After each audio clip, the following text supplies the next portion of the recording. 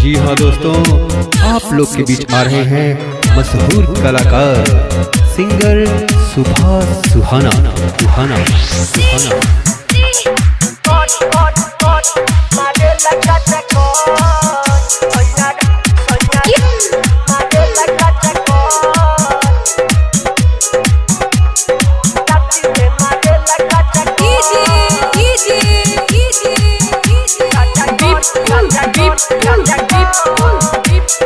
दीवाने दीवाने दीवाने टूटे है बदन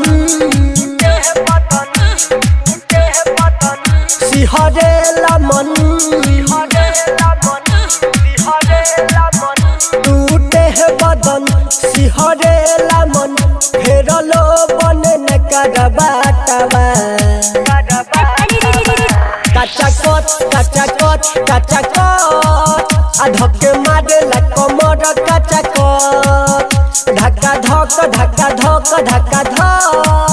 सोया राती में मारेला काचा कोच सोया राती में मारेला धक्का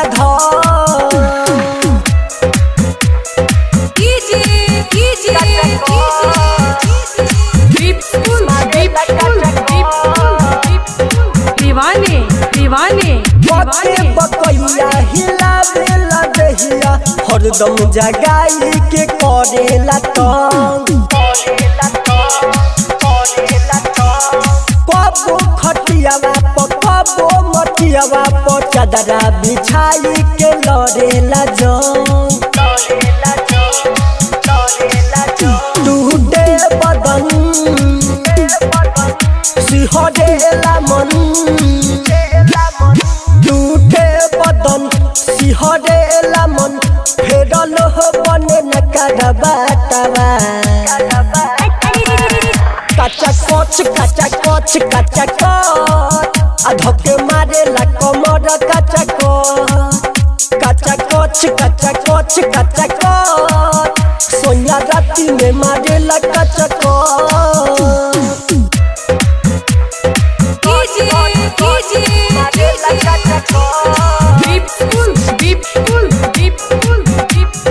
दीवाने दीवाने बढ़ल जवानी के झारे न पानी, दलानी में गर्दा बुड़ा देवेला।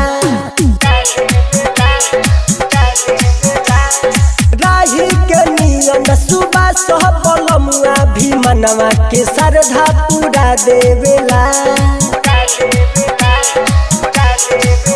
टूटे बदन सिहरेला मन, टूटे बदन सिहरेला मन, फेरलो बने न करबाटवा। काचा कोच सोया राती में मारेला काचा कोच सोया राती में मारेला काचा कोच।